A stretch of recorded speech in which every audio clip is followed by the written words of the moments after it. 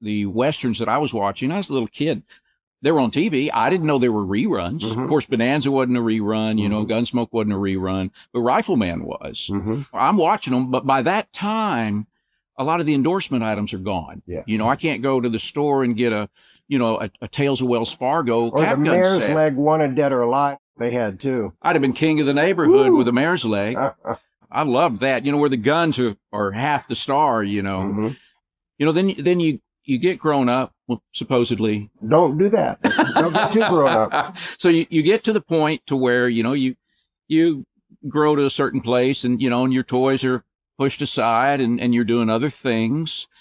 And, but then when I got married, started having kids, I started remembering my toys and I thought, I want to get some of these toys for my kids because I had so much fun with them. Hi, I'm Rob Word. Welcome to A Word on Westerns. And once again, I'm in my motel room, but I'm in Oklahoma City with one of the greatest collectors and film buffs of Westerns you've ever met. I know you've met him before, Bob Terry. Bob, welcome to my motel room. Well, thank you for having me here. Thank you for asking me to be on A Word on Westerns. Well, I'm glad you're here. I know you have the greatest collection. Now, when I was a little kid, I'm a bit older than you, but I had my Stallion 45 and all these great toy guns and stuff.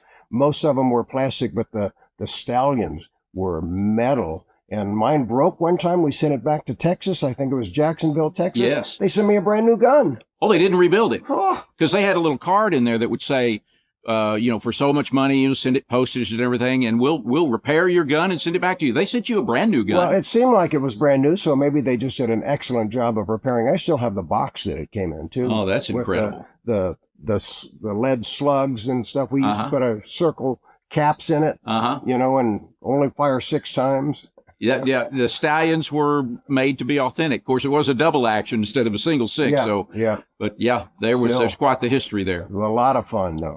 I love the TV Westerns, you know. I really like the half hours like Rifleman and, you know, and Paladin I love those. and even the kids show like Gene Autry. I love the Gene Autry show. Right now we're watching Sugarfoot. Those are really good, too. Warner's was a master. You know, Warner's could take drama and comedy and just mix it all together and make it work. Yeah. They were just incredible, just incredible.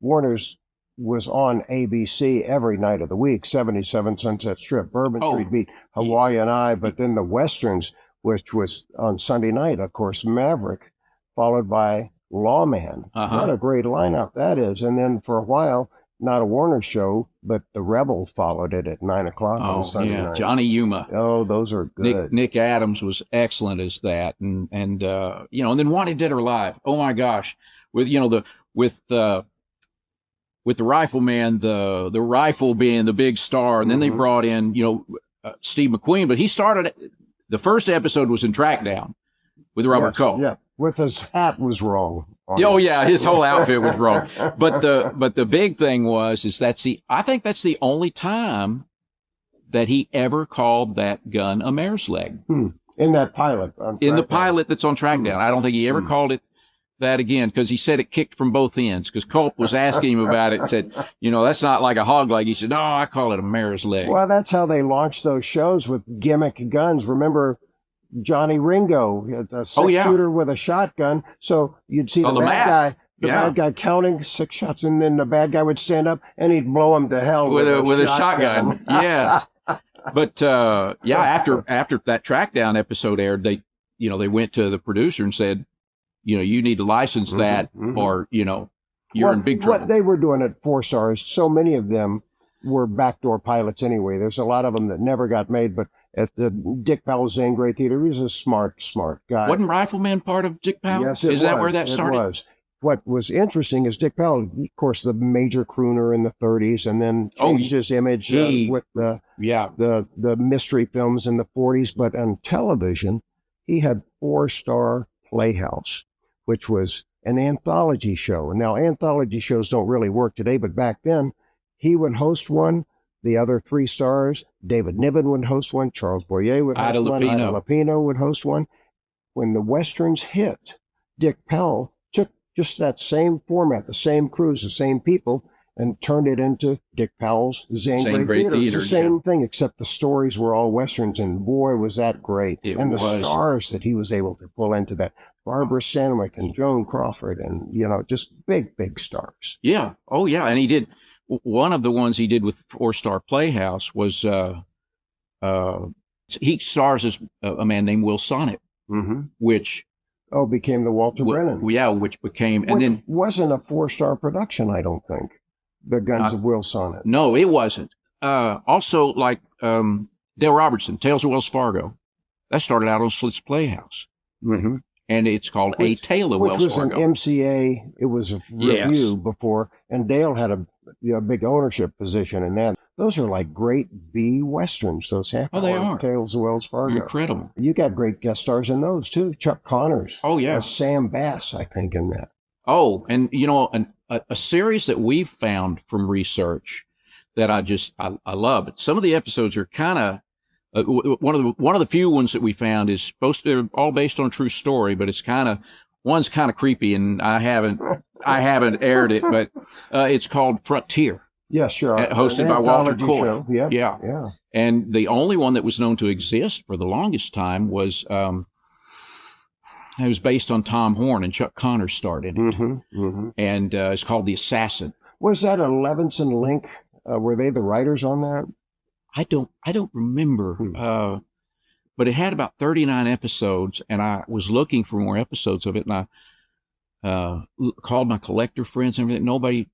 A lot of people didn't know anything about it. What happened, as you know, when you were growing up, color happened. Yes. So all of these got put on the shelf, and people didn't care about them. No station wanted to run black and white when everybody was running color. Well, like Bonanza. And so now, with the demand for more product, and they're restoring these, it's just terrific. One that I always loved, and I'm glad it got brought back, is Tombstone Territory. Oh, yeah. Pat Conway. Those are really good. Had a great theme song. Not only did they have great guns, they had great theme songs. All of them had great theme songs. Yeah. Restless Gun. I love the theme song on Restless Gun. And the Texan, boom, boom, boom, boom, boom, boom, boom, boom, boom. Rory Calhoun, those were good. And that was a Roy Vick production. Okay. You know, so he was involved in that too. He'd been a 20th Century Fox star. Like I said, I love the TV Westerns. And part of what killed them, we were talking about Warner Brothers. And a big thing that killed the Western was with Warner Brothers, you watch Cheyenne, and there's a big cattle drive, and they show the big cattle drive, but it's in black and white. When everything went color, they couldn't use a lot of their stock footage anymore. So, and then money is involved. You had something like I Love Lucy that's, you've seen the set, where it's all in a warehouse, and it's 3 cameras, and there you go. Yeah, and 4 people, and they're making the same money that Gunsmoke's making. Well, that's what made Have Gun Will Travel for me a better show, because they went someplace, and he always loved shooting at Lone Pine too. Oh yeah. So they'd go on location, or Oregon, or some other place. Whereas the home-based shows, they never left the back lot at Universal. Because they were cranking them out. It's all about money, pal. How many days can you get in? Hutch was saying this in 1 day less. Hutch was saying don't go on on location. A tree's a tree. They'd say a tree's a tree. We'll film in Griffith Park. Yep, yeah, that's right there. How did you first get interested in toy guns? Well, let's see. I was probably 2. I mean, when we were kids, what you got for your birthday was cap guns, and along with other things maybe. And then when you were then Christmas time, my birthday's in the summer, so by Christmas time, I might have broke my cap gun, so I might get another one. So yeah, it developed there from and for everything. The toy world follows the entertainment industry, and so on TV, you've got Cheyenne and Rifleman and Sugarfoot, which I've been watching lately. And I had my Bat Masterson cane with a open up the top. There'd be a little secret place to put stuff in it, but it was plastic. Yeah, a wooden broomstick. Yeah, with a gold piece of plastic on top for Bat Masterson. So you had endorsement stuff, and the only, I am a little younger than you. I came along a little later. A lot of the Westerns that I was watching, I was a little kid. they were on TV. I didn't know there were reruns. Of course, Bonanza wasn't a rerun, you know, Gunsmoke wasn't a rerun, but Rifleman was. And so, you know, I'm watching them, but by that time, a lot of the endorsement items are gone. Yeah. You know, I can't go to the store and get a Tales of Wells Fargo or cap the gun Mare's set. Leg Wanted Dead or Alive Or, that they had too. I'd have been king of the neighborhood with a Mare's Leg. But, you know, yeah, I loved that, you know, where the guns are half the star, you know. So, yeah, and then it just developed, you know, then you get grown up, well, supposedly. Don't do that. Don't get too grown up. So you get to the point to where, you know, you grow to a certain place and, you know, and your toys are pushed aside and you're doing other things. And, but then when I got married, started having kids, I started remembering my toys and I thought, I want to get some of these toys for my kids because I had so much fun with them. So I started looking around for them and I actually found, when my son was, I think he was going to be 6, my wife and I were in and you know, I don't know, I think my son, my oldest, we might have had all the kids with us then. And so when we went that day, we went shopping at a place and there at the store, it was kind of a discount store, but they had a whole set, you know, had the rifle in it, had a double holster pistol set and a vest, had a terrible plastic hat. But what fascinated me was it was American made. And it was Tootsie Toy, Stromberger Corporation. And that intrigued me because by this time in my life, I'd gotten out of, you know, farm and ranch work and construction and all that. And we had actually worked really hard and God had blessed us so much. We had a music store. Where did you grow up? All over. I was born in Fort Worth, Texas. And then when I was 12, my mom and dad divorced. She married another man and he had a place out in the country, about 20 acres. So we moved out there and my real cowboying ranch life began. I mean, you know, before it was on TV, but now you're taking care of livestock. You know, I'd been around, you know, my grandparents had a horse and all that, but this was an education. And so when we would get bigger and bigger places, we had a place we had like 20 acres in Texas. And then we ended up moving to Arkansas, had 40 acres there. Then we moved back to Texas for a little while, moved to Kansas, had 80 acres there. What did your stepfather do? He was an aircraft design engineer. So and he kept moving him? Well, he was a contractor. He was what they called a job shopper.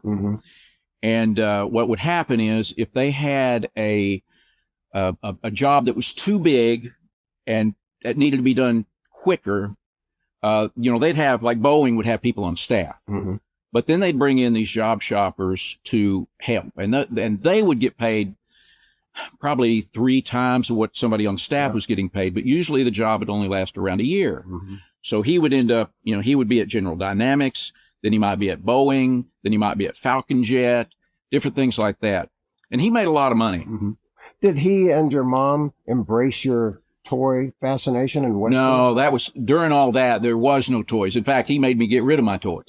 You know, I had all the original Hot Wheels and I had a Scout rifle that was the Hubley rifle, you know, but it said Scout and it was all gold, you know, had the big loop. I don't know what happened to it, but he made me get rid of all my toys and he wasn't the kindest man in the world. So anyway, but he'd always wanted to live in British Columbia, and I mean in the woods. And so we ended when he'd made a bunch of money, and then he would buy a rundown place. You know, we lived in Kansas, but he bought this old dairy, and it had it was a rundown place. But, you know, while he's off at work, well, us boys, we get out of school. Well, you know, we're going to work. We're going to fix this place up. Then he would sell it when it was time to leave. He would sell it for a lot more than he bought it for. Of course. Well, pretty smart.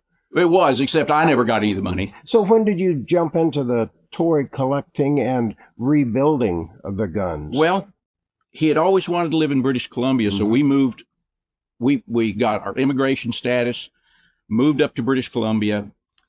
Him and my mom bought a quarter section of land, and everything past our property for 100 miles was government land.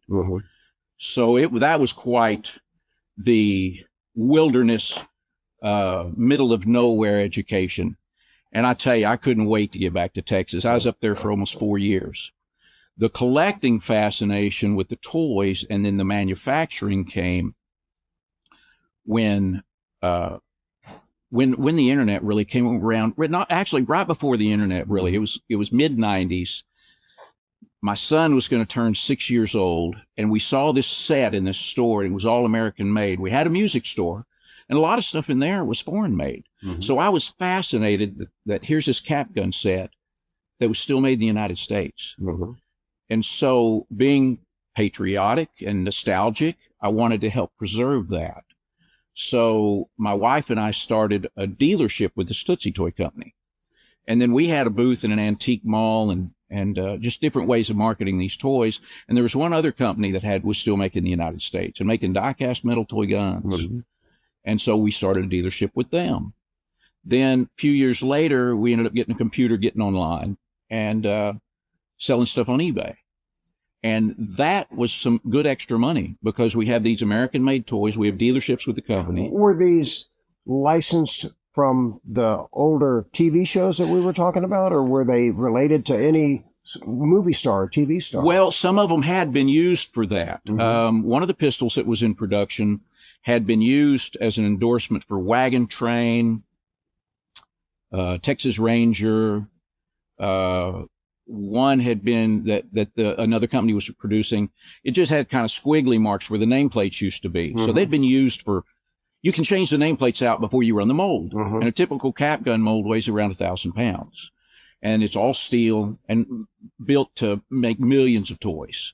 But that was a time also when toy guns weren't very popular. They weren't being sold. And when I got into that business, I thought that it would be, would I be demonized by it? Because, there's all the political negative stuff going on. But what I found was that is such a fraction. They yell loud, but they have such a fraction of what's really out there.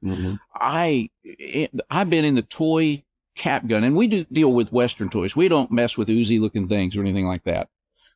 I've been in the toy cap gun business since the late 1990s. And I've had maybe 2 negative experiences. And the people that buy from me, I've sold to Texas Rangers for their kids, judges, everybody, every walk of life you can imagine. Lots of grandmothers, lots of mothers. And it's gotten better, too, hasn't it? Sales, hasn't it increased with all the proliferation of all these new Westerns out there now? Well, incredibly enough, the way I got into the film industry was when we finally acquired some toy molds. And I knew nothing about die casting, nothing about plastic injection molding. I had done ranch work and farm work and carpentry work, and then I got into retail and all that. But I knew nothing about die casting, and I was offered some cap gun molds. And so we ended up purchasing them, and it was a long road and an expensive one. But what happened was, before we bought the toy molds, eBay basically came along. And so we started selling on eBay, and that we made money. It was good extra money. But then when we started manufacturing, we put in we had a music store where we sold guitars and things. Well, a space next door came available, and we put in a gift shop, a Western gift shop. We were selling our toys there. And I've always found it difficult to project or relay my vision of something to somebody else. So I thought, I want to make commercials for our toys. So I found out what kind of cameras I needed, started making commercials to put on YouTube and to put on local TV stations that were airing things like, Western Weekend, Rifleman, all that stuff. So, and we started doing that, and that brought people into our store. Well, then, back then, you could only post maybe 5 minutes on YouTube. But as things expanded, you could post more and more.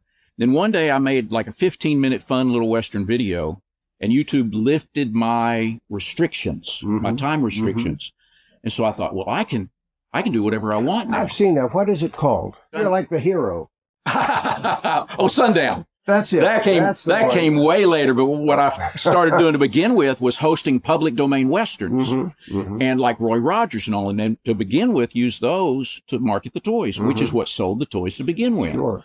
So people were letting their kids watch this stuff on YouTube, and they'd call me because I had commercials in there, and they say, you know, I want cap guns. I remember one time somebody called and they had a little 6-year-old little boy or something, and called, wanted to order some toys, and the mom saying, my son wanted to buy some cap guns, but he wanted to call and he wanted to talk to the real Wild West Bob. Oh, that's great. And man, and stuff like that's happened, and it's just we're presenting entertainment. You know, Roy Rogers and Dale Evans. I mean, my gosh, what role models, and you know, they're heroes when you're a little kid.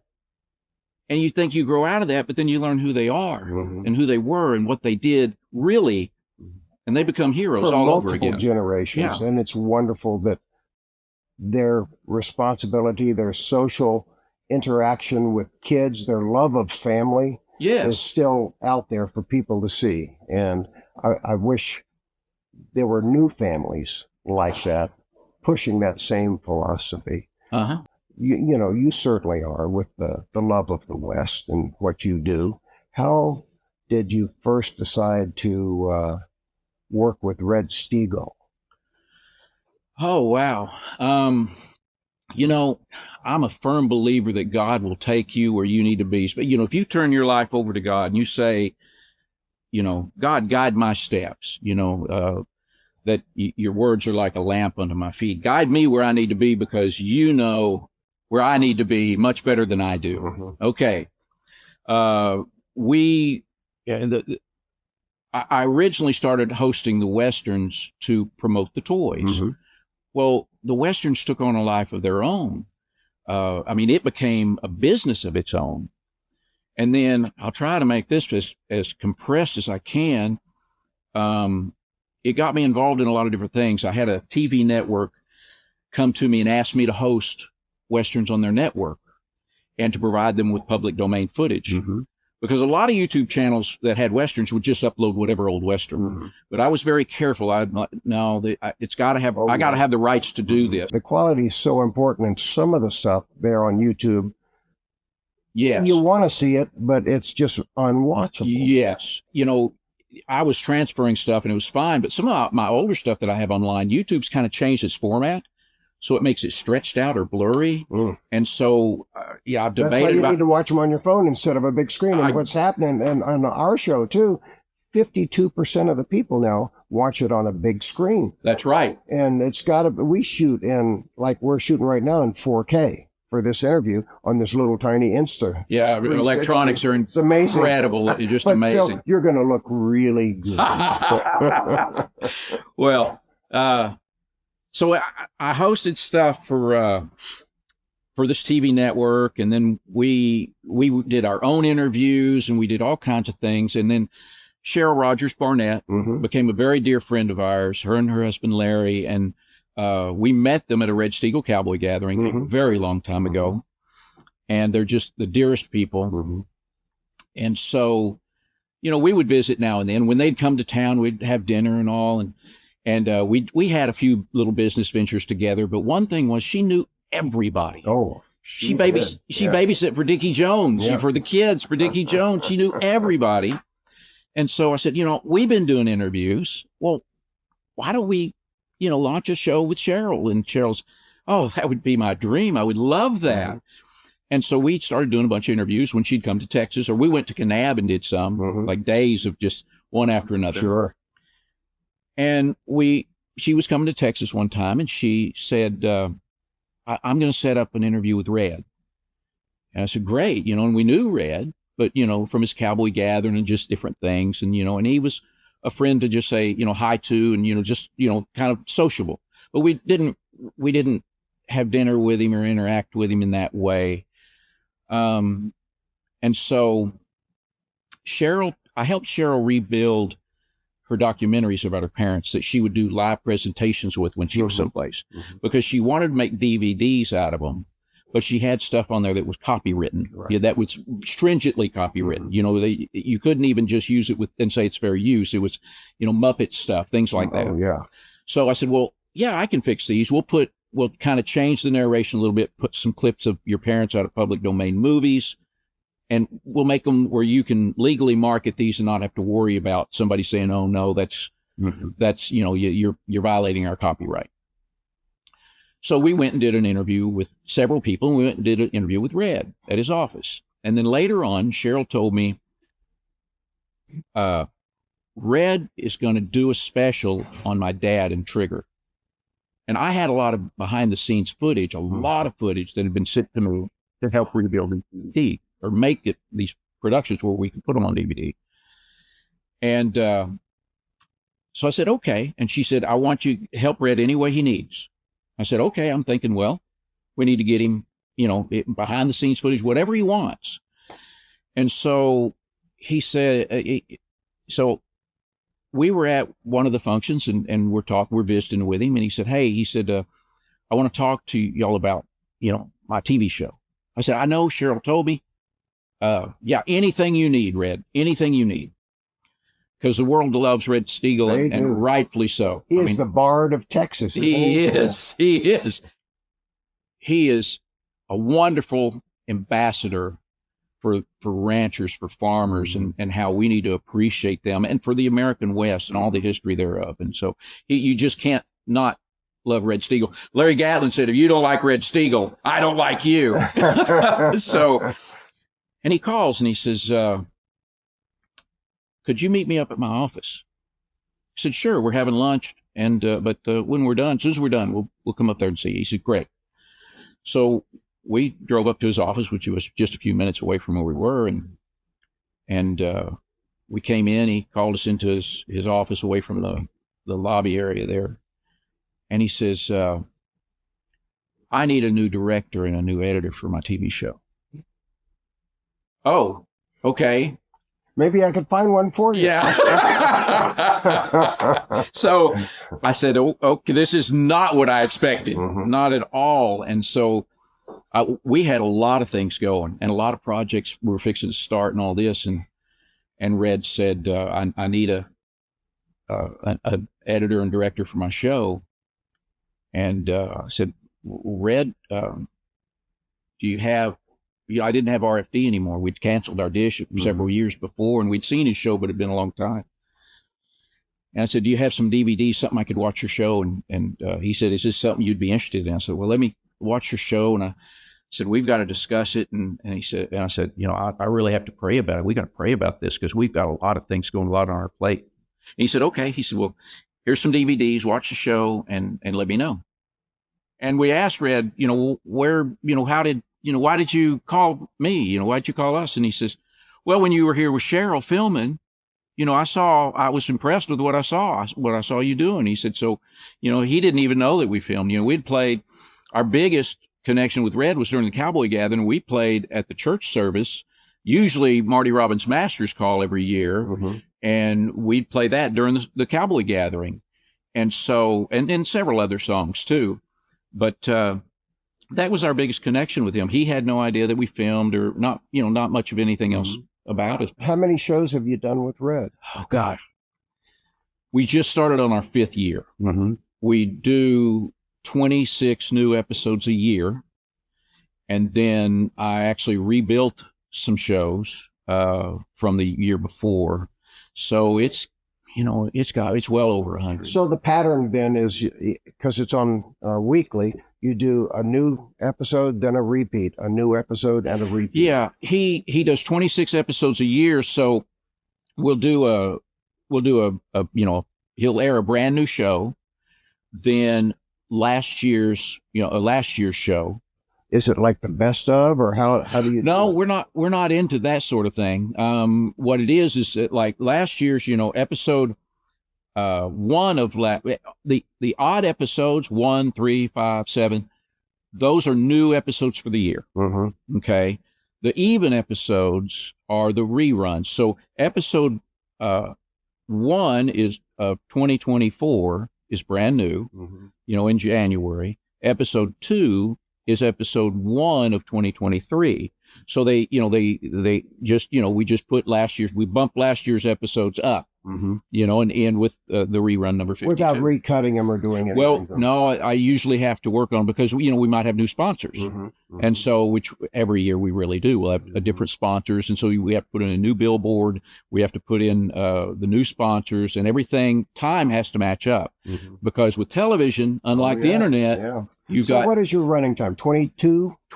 25:59. Oh, that's good. So that's fewer commercials than you'll see on Grit TV. Oh gosh, yeah. Oh gosh, yeah. It's hard to watch that stuff. The prints are good and their selection. Yes. But 4 minutes of movies, 6 minutes of commercials. Yeah, that's But thank God for Grit TV. You airing the westerns, and people watch them. And that's wonderful. Well, Bob, I could listen to you all day and have this conversation and keep going on and on. Yeah, I could talk to you all day. I love talking to you and hearing about these great westerns, and congratulations on your shows, working with Red and your toy guns. It's fantastic. It's Will Rogers said, if you enjoy what you do, you'll never work a day in your life, and we really enjoy what we do. Sometimes it's a lot of hard work, because you get in time crunches, but I love what I do. We are blessed cowboys, aren't we? We are. Yeah, we are. Thanks again. Yes, sir.